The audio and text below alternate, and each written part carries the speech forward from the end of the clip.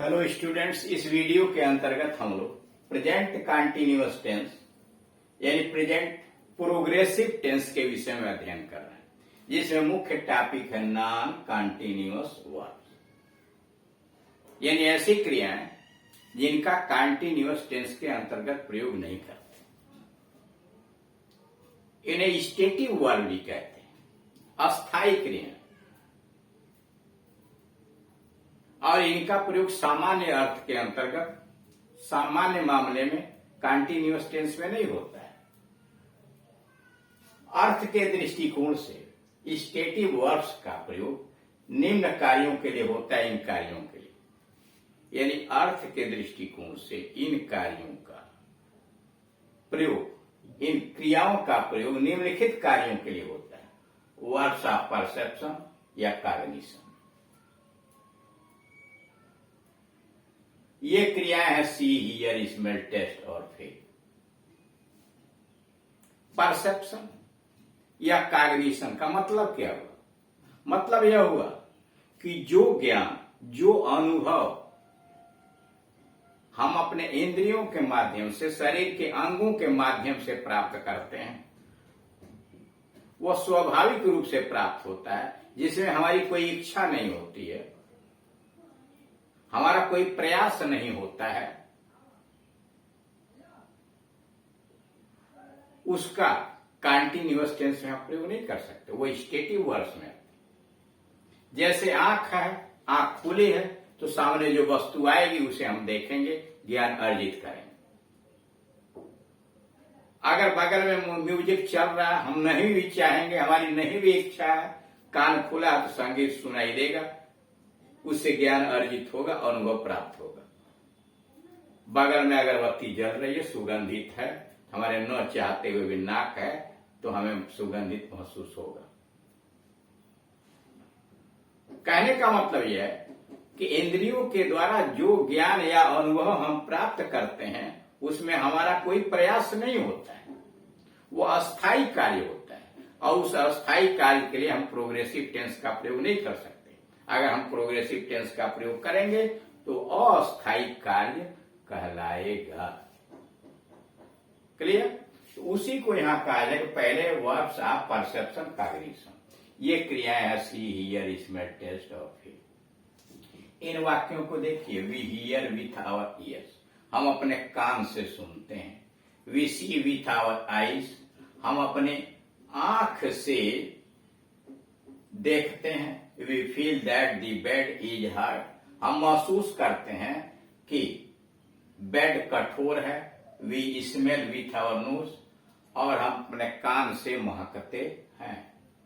जब ऐसे verbs of perception का प्रयोग प्रोग्रेसिव टेंस में होता है, यानी ऐसी क्रियाओं का जब आप कंटिन्यूअस टेंस के अंतर्गत प्रयोग करेंगे, अर्थात यह बोध होता है कि कार्य, तो इनसे अस्थायी कार्य का बोध होता है। यानी इन क्रियाओं का प्रयोग अगर आपने कर दिया कंटिन्यूअस टेंस के अंतर्गत, तो इसे अस्थायी कार्य का बोध होता है। अर्थात यह बोध होता है कि कार्य अभी हो रहा है पर वह सदा नहीं होता है।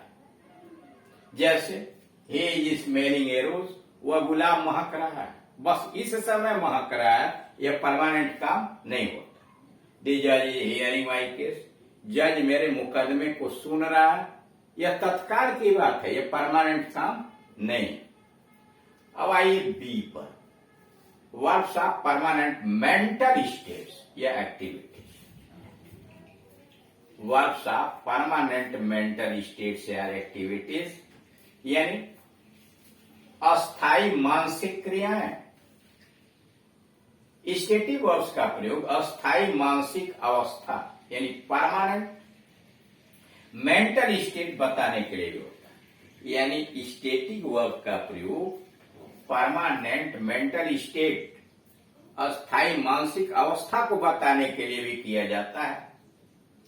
इसमें है क्रिया एग्री है, बिलीव है, कंसीडर है, डाउट संदेह होना, कंसीडर विचार करना, डिफर अंतर होना, भिन्न होना, नो जानना, फॉरगेट भूलना, रिमेम्बर याद रखना, रिकॉग्नाइज पहचानना, थिंक सोचना, अंडरस्टैंड समझना। इन वाक्यों को लीजिए, आई बिलीव इन गॉड, मैं ईश्वर में विश्वास करता हूं। अगर यहां हम कहना शुरू कर देंगे I am believing in God, मैं ईश्वर में विश्वास कर रहा हूं, तो लग रहा है 10-5 मिनट के लिए या घंटा 2 घंटा, उसके बाद ये विश्वास समाप्त हो जाएगा, ये अस्थायी हो जाएगा। जबकि बिलीव परमानेंट स्टेटिव वर्ब है। I think he is honest, मैं सोचता हूं कि वह ईमानदार है। ही नोज इंग्लिश, वो अंग्रेजी जानता है। ही अंडरस्टैंड ग्रामर, वह ग्रामर समझता है। अगर उसी को कहें ही इज नोइंग इंग्लिश, वो अंग्रेजी जान रहा है, इसका मतलब 1 घंटे बाद नहीं जानेगा। इसलिए इनका प्रयोग कंटिन्यूअस टेंस के अंतर्गत नहीं करते। ये मानसिक अवस्थाएं अस्थायी हैं, इसलिए ऐसे वर्ब्स का प्रयोग प्रोग्रेसिव टेंस में नहीं हो सकता। ऐसे क्रियाओं का प्रयोग प्रोग्रेसिव टेंस में नहीं करते। जैसे इस प्रकार नहीं लिखा जा सकता है he is knowing English, I am believing in God, यह गलत है, इनकरेक्ट हुआ।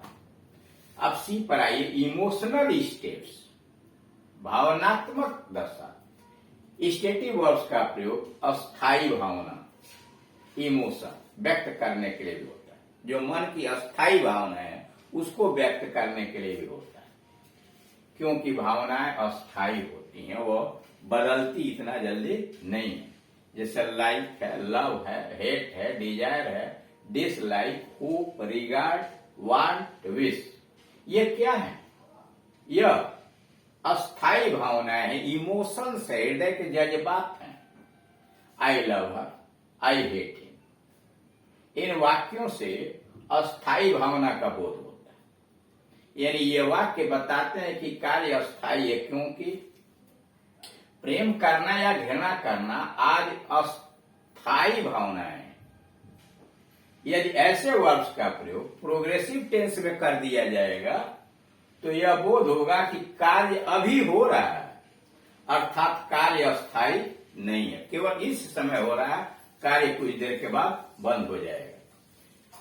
जैसे आई लव हर में परमानेंट इमोशनल एक्टिविटी, अस्थायी भावनात्मक क्रिया है, और आई एम लविंग हर यह टेम्पोररी इमोशनल एक्टिविटी है, कंटिन्यूअस टेंस वाला, अस्थायी है। डी पर आइए, स्टेटिक स्टेट्स, कुछ कार्य सदा स्थिर, स्टेटिक या अस्थायी रूप अर्थात एक रूप में पाए जाते हैं। कुछ कार्य ऐसे हैं जो स्थिर, सदा स्थिर रहते हैं, अर्थात वो अस्थायी रूप से पाए जाते हैं। ऐसे कार्य के लिए भी स्टेटिव वर्ब्स का प्रयोग नहीं करते हैं। जैसे अपीयर है, सीम है, बिलोंग है, टू है, कंसिस्ट ऑफ है, कंटेन है, धारण करना, कंसिस्ट ऑफ धारण करना, समाहित करना, डिजायर, योग्यता रखना है, live, own, possess, remain, resemble, remain, बरकरार रहना, रिजेंबल समान होना, सीम आदि, ये ऐसी क्रियाएं हैं जो अस्थायी हैं। This book belongs to me, यह पुस्तक मेरी है। I own possess a house, मेरे पास एक घर है या मैं एक घर का मालिक हूं। अगर इसी को लिखेंगे I am owning a house, तो वाक्य गलत है। मैं एक घर का मालिक हो रहा हूं, मतलब क्या? थोड़ी देर बाद आप समाप्त हो जाएंगे क्या? आई रिजेंबल हिज फादर, मैं उसके पिता से मिलता हूं, उसके समान। हे डिजर्व द प्रेज, वह योग्यता, वह प्रशंसा के योग्य है। ऐसे वर्ब्स का प्रयोग प्रोग्रेसिव टेंस में नहीं होता। यानी यह जो स्टेटिव वर्ब्स है इनका प्रयोग इसीलिए कंटिन्यूअस टेंस के अंतर्गत नहीं करते, इसलिए कि यह परमानेंट क्रियाएं हैं।